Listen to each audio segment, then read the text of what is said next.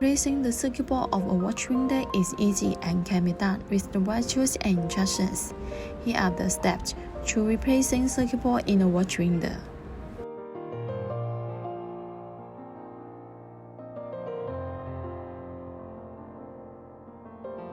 Gently remove the 6 protection back doors and use finish screwdriver to take all screws out.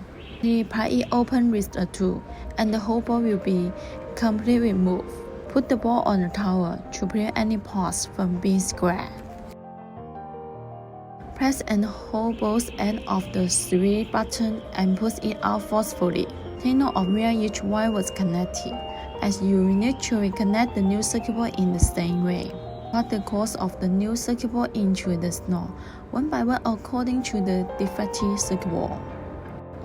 Put the circuit board back into the corresponding screw. Plug it in the watch window to a power source. Once you are sure the new circuit board is working correctly, remove the power source and reattach the watch window board. Tighten all the screws and fit the protection back doors. That's it. You successfully replaced the circuit board of your watch window.